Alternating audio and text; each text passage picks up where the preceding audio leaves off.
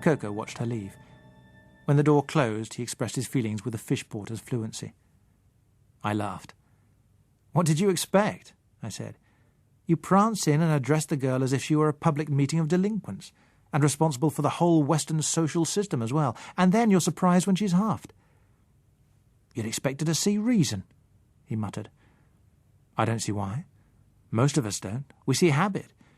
She'll oppose any modification, reasonable or not, that conflicts with her previously trained feelings of what is right and polite, and be quite honestly convinced that she's showing steadfast strength of character. You're in too much of a hurry. Show a man the Elysian fields when he's just lost his home, and he'll think mighty little of them. Leave him there a bit, and he'll begin to think home was like them, only cosier.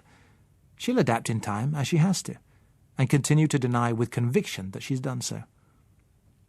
In other words, just improvise as necessary. Don't try to plan anything. That won't take us far. That's where leadership comes in. The leader does the planning, but is wise enough not to say so. As the changes become necessary, he slips them in as a concession, temporary, of course, to circumstances. But if he's good, he's slipping in the right bits for the ultimate shape. There are always overwhelming objections to any plan, but concessions have to be made to emergencies. Sounds Machiavellian to me. I like to see what I'm aiming at and go straight for it.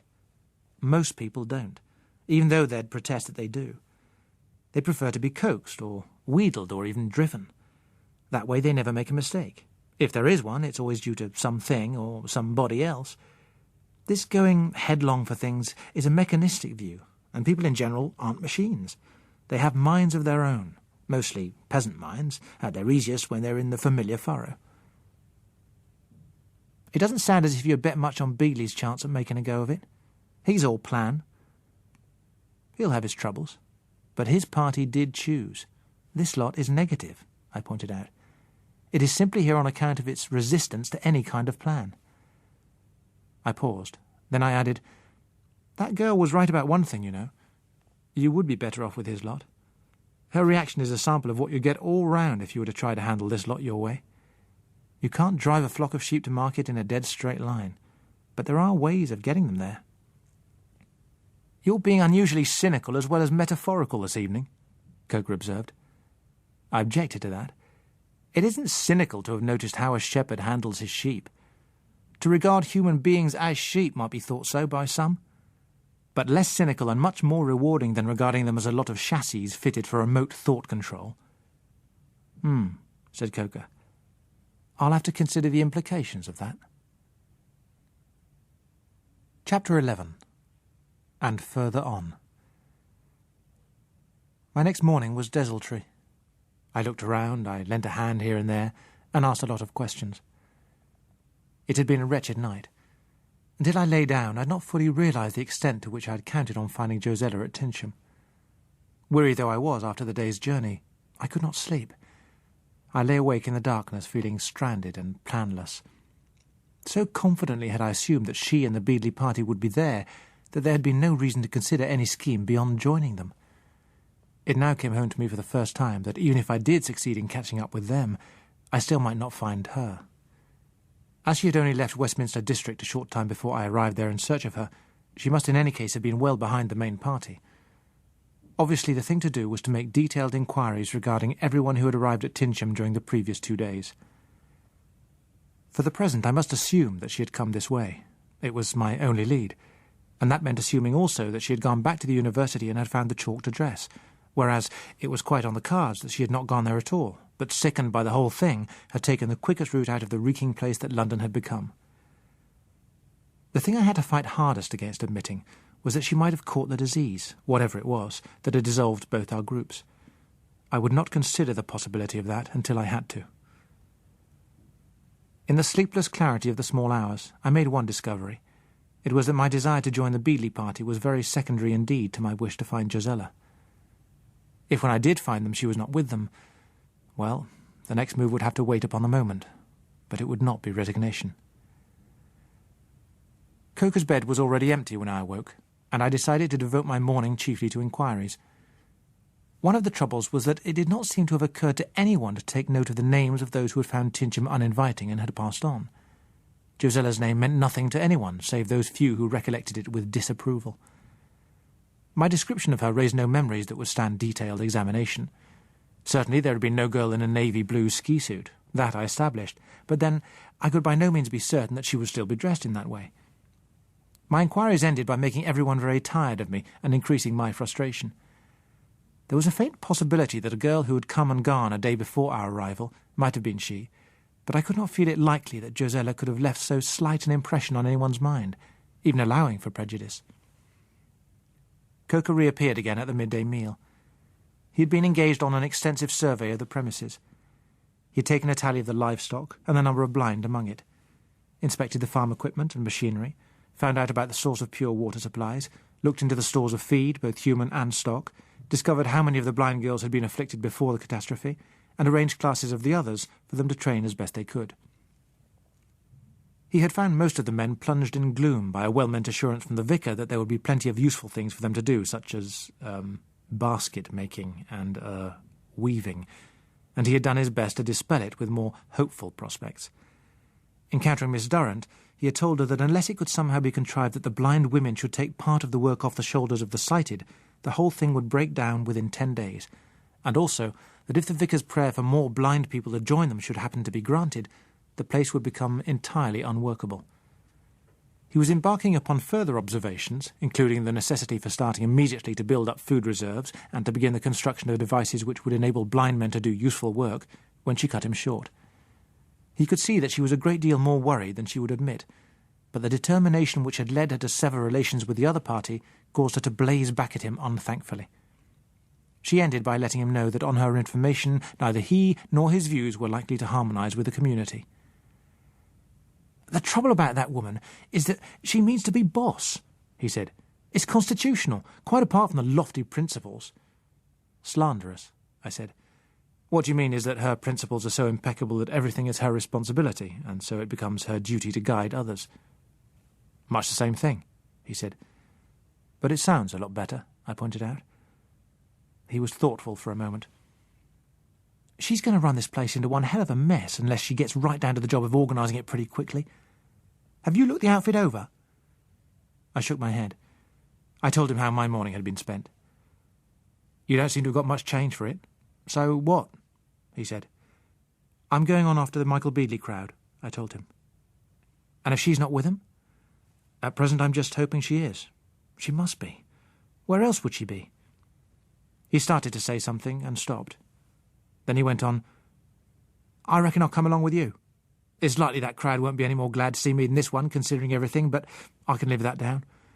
I've watched one lot fall to bits, and I can see this one's going to do the same, more slowly and maybe more nastily. It's queer, isn't it? Decent intentions seem to be the most dangerous things around just now. It's a damn shame, because this place could be managed, in spite of the proportion of the blind. Everything it needs is lying about for the taking, and will be for a while yet. It's only organising that's wanted." "And willingness to be organised," I suggested. "That too," he agreed. "You know, the trouble is that in spite of all that's happened, this thing hasn't got home to these people yet. They don't want to turn to. That'd be making it too final. At the back of their minds, they're all camping out, hanging on and waiting for something or other." "True, but scarcely surprising," I admitted. "It took plenty to convince us, and they've not seen what we have. And somehow it does seem less final and less immediate out here in the country." "Well, they've got to start realising it soon if they're going to get through," Coker said, looking round the hall again. "There's no miracle coming to save them." "Give them time. They'll come to it, as we did. You're always in such a hurry. Time's no longer money, you know." "Money isn't important any longer, but time is. They ought to be thinking about the harvest, rigging a mill to grind flour, seeing about winter feed for the stock." I shook my head. "It's not as urgent as all that, Coker. There must be huge stocks of flour in the towns, and, by the look of things, mighty few of us to use it. We can live on capital for a long while yet. Surely the immediate job is to teach the blind how to work before they really have to get down to it. All the same, unless something is done, the sighted ones here are going to crack up. It only needs that to happen to one or two of them, and the place will be in a proper mess." I had to concede that.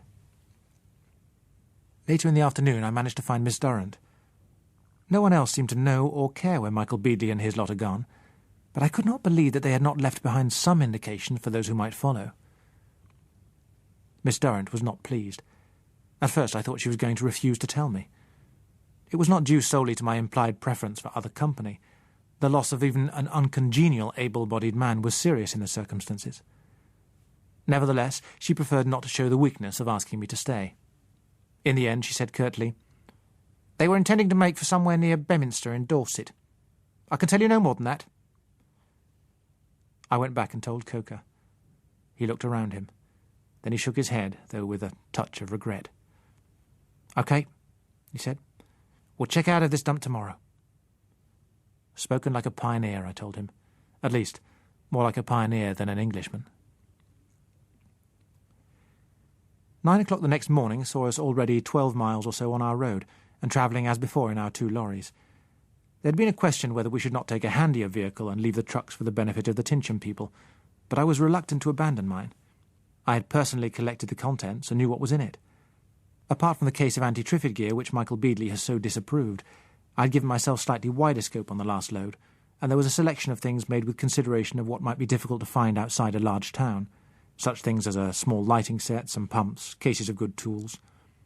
All these things would be available later for the taking, but there was going to be an interlude when it would be advisable to keep away from towns of any size. The Tynsham people had the means to fetch supplies from towns where there was no sign yet of the disease. A couple of loads would not make a great deal of difference to them either way, so, in the end, we went as we had come. The weather still held good. On the higher ground there was still little taint in the fresh air, though most villages had become unpleasant. Rarely we saw a still figure lying in a field or by the roadside, but just as in London, the main instinct seemed to have been to hide away in shelter of some kind. Most of the villages showed empty streets, and the countryside around them was as deserted as if the whole human race and most of its animals had been spirited away. Until we came to Steeple Honey. From our road we had a view of the whole of Steeple Honey as we descended the hill. It clustered at the further end of a stone bridge which arched across a small, sparkling river. It was a quiet little place, centred round a sleepy-looking church and stippled off at its edges with whitewashed cottages. It did not look as if anything had occurred in a century or more to disturb the quiet life under its thatched roofs. But like other villages, it was now without stir or smoke. And then, when we were halfway down the hill, a movement caught my eye. On the left, at the far end of the bridge, one house stood slightly aslant from the road, so that it faced obliquely towards us. An inn sign hung from a bracket on its wall, and from the window immediately above that, something white was being waved. As we came closer, I could see the man who was leaning out and frantically flagging us with a towel. I judged that he must be blind, otherwise he would have come out into the road to intercept us. He was waving too vigorously for a sick man.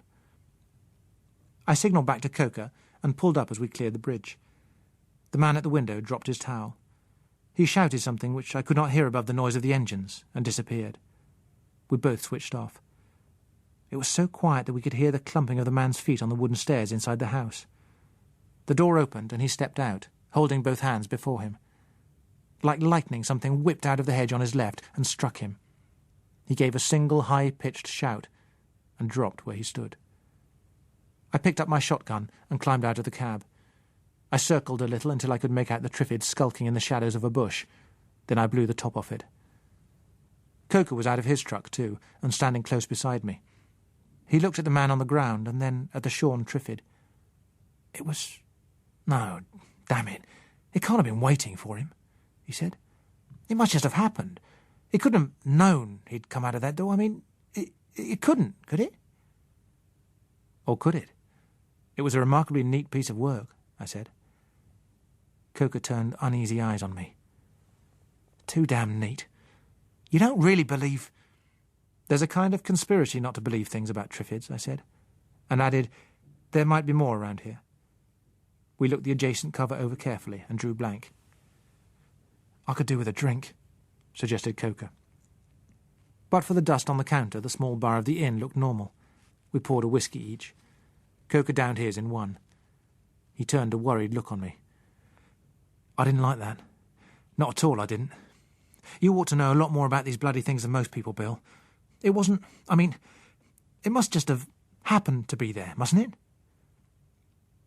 I think... I began. Then I stopped, listening to the staccato drumming outside. I walked over and opened the window. I let the already trimmed Triffid have the other barrel too, this time just above the bowl. The drumming stopped. "The trouble about Triffids," I said, as we poured another drink, "is chiefly the things we don't know about them." I told him one or two of Walter's theories. He started. "You don't seriously suggest that they're talking when they make that rattling noise?" "I've never made up my mind," I admitted. "I'll go so far as to say I'm sure it's a signal of some sort. But Walter considered it to be real talk, and he did know more about them than anyone else that I know." I ejected the 2 spent cartridge cases and reloaded. "And he actually mentioned their advantage over a blind man?" "A number of years ago, that was," I pointed out. "Still, it's a funny coincidence." "Impulsive as ever," I said. "Pretty nearly any stroke of fate can be made to look like a funny coincidence if you try hard enough and wait long enough." We drank up and turned to go. Coker glanced out of the window. Then he caught my arm and pointed. 2 Triffids had swayed round the corner and were making for the hedge which had been the hiding place of the first. I waited until they paused, and then decapitated both of them. We left by the window, which was out of range of any Triffid cover, and looked about us carefully as we approached the lorries.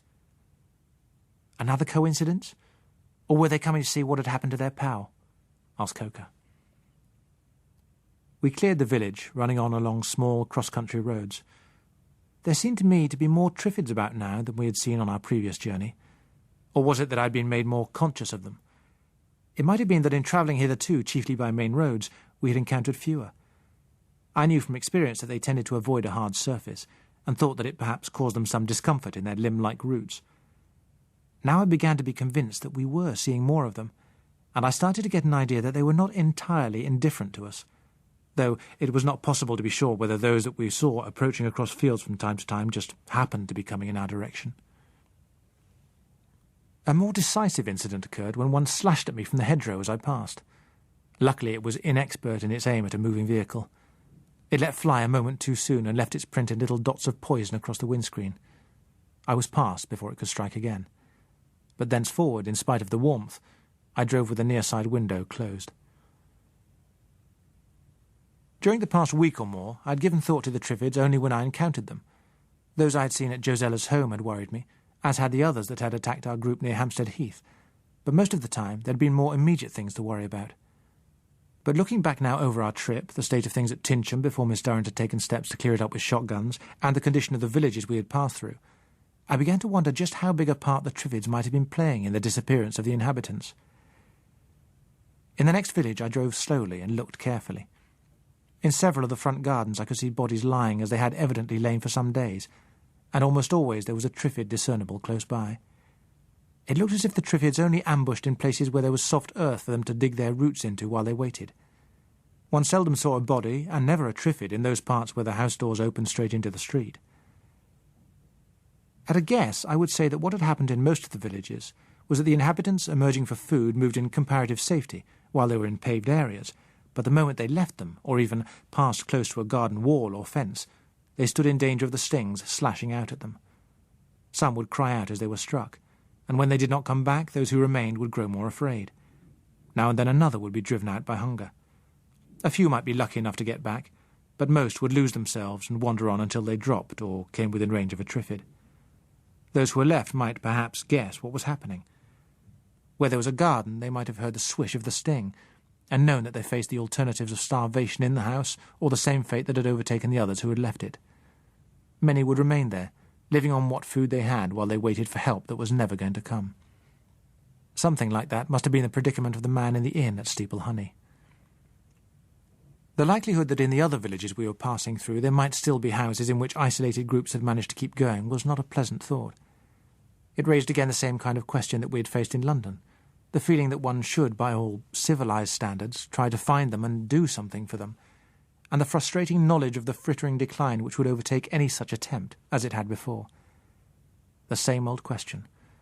What could one do with the best will in the world but prolong the anguish? Placate one's conscience for a while again, just to see the result of the effort wasted once more? It was not, I had to tell myself firmly, any good at all going into the earthquake area while the buildings were still falling, The rescue and the salvage had to be done when the tremors had stopped. But reason did not make it easy. The old doctor had been only too right when he stressed the difficulties of mental adaptation. The Triffids were a complication on an unexpected scale. There were, of course, very many nurseries besides our own company's plantations. They raised them for us, for private buyers, or for sale to a number of lesser trades where their derivatives were used, and the majority of them were, for climatic reasons, situated in the south. Nevertheless, if what we had already seen was a fair sample of the way they had broken loose and distributed themselves, they must have been far more numerous than I had supposed. The prospect of more of them reaching maturity every day, and of the docked specimens steadily regrowing their stings, was far from reassuring. With only 2 more stops, one for food and the other for fuel, we made good time, and ran into Bedminster about 4:30 in the afternoon. We had come right into the centre of the town without having seen a sign to suggest the presence of the Beadley party. At first glimpse, the place was as void of life as any other we had seen that day. The main shopping street, when we entered it, was bare and empty, save for a couple of lorries drawn up on one side. I had led the way down it for perhaps 20 yards, when a man stepped out from behind one of the lorries and levelled a rifle.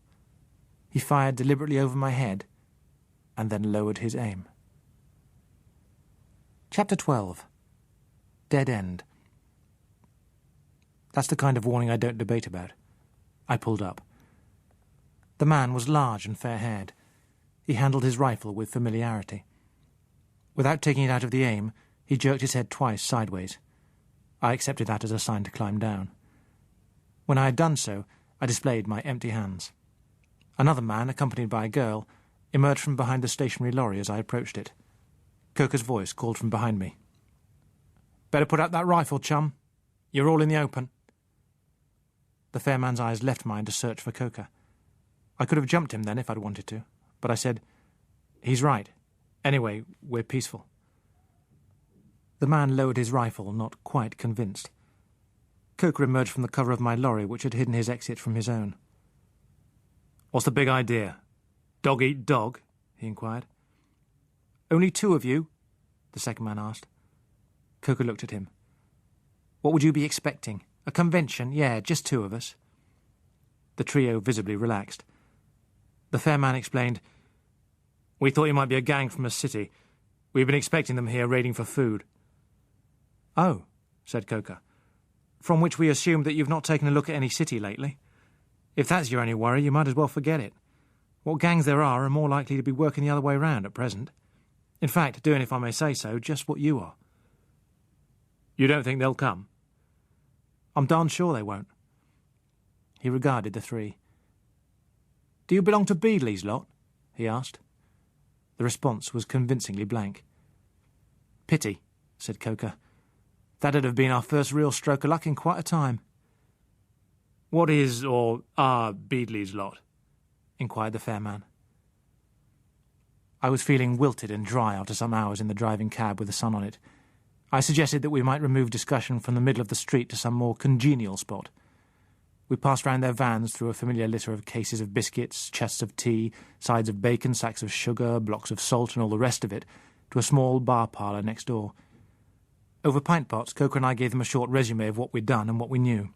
Then it was their turn. They were, it seemed, the more active half of a party of 6, the other 2 women and a man being stationed at the house they had taken over for a base. Around noon of Tuesday 7th of May, the fair-haired man and the girl with him had been travelling westwards in his car. They'd been on their way to spend a 2 weeks' holiday in Cornwall, and making pretty good time until a double-decker bus emerged from a turning somewhere near Crewkerne. The car had made contact with it in a decisive way, and the last thing the fair-haired young man remembered was a horrified glimpse of the bus looking as tall as a cliff and heeling over right above them. He had wakened up in bed to find, much as I had, a mysterious silence all about him. Apart from soreness, a few cuts and a thumping head, there didn't appear to be a lot wrong with him. When, as he said, nobody kept on coming, he had investigated the place and found it to be a small cottage hospital. In one ward he had found the girl and 2 other women, one of whom was conscious but incapacitated by a leg and an arm in plaster. In another were 2 men, one of them his present companion, the other suffering from a broken leg, also in plaster. Altogether there had been 11 people in the place, 8 of whom were sighted. Of the blind, 2 were bedridden and seriously ill. Of the staff there was no sign at all. His experience had been, to begin with, more baffling than mine. They had stayed in the little hospital doing what they could for the helpless, wondering what went on, and hoping that someone would show up to help. They had no idea what was wrong with the 2 blind patients, nor how to treat them. They could do nothing but feed and try to ease them. Both had died the next day. One man disappeared, and no one had seen him go. Those who were there for injuries suffered when the bus had overturned were local people. Once they were sufficiently recovered, they set out to find relatives. The party had dwindled down to 6, 2 of whom had broken limbs.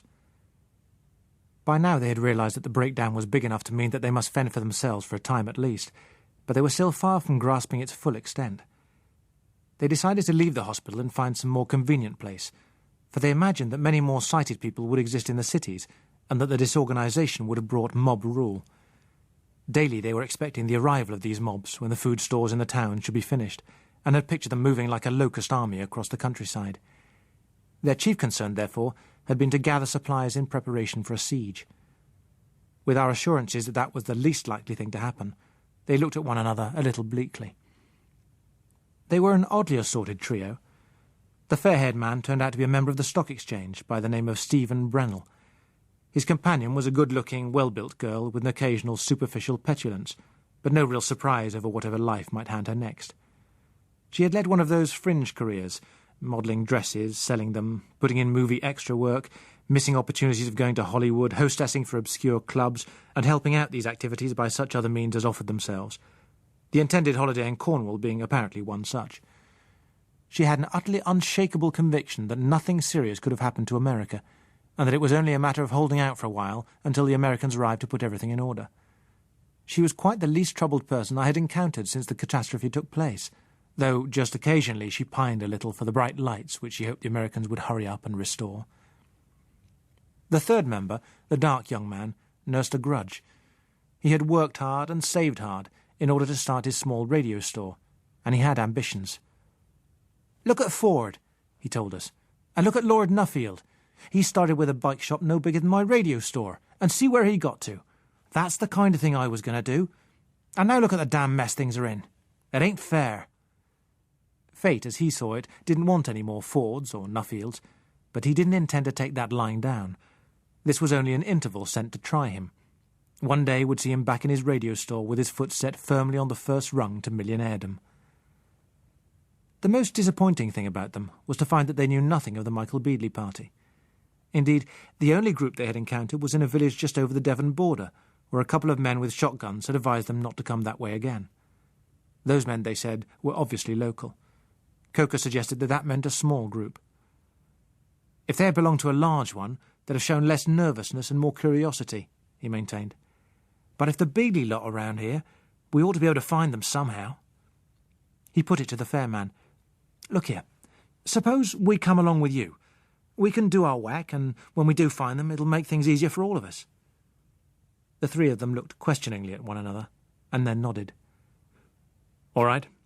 Give us a hand with the loading, and we'll be getting along," the man agreed.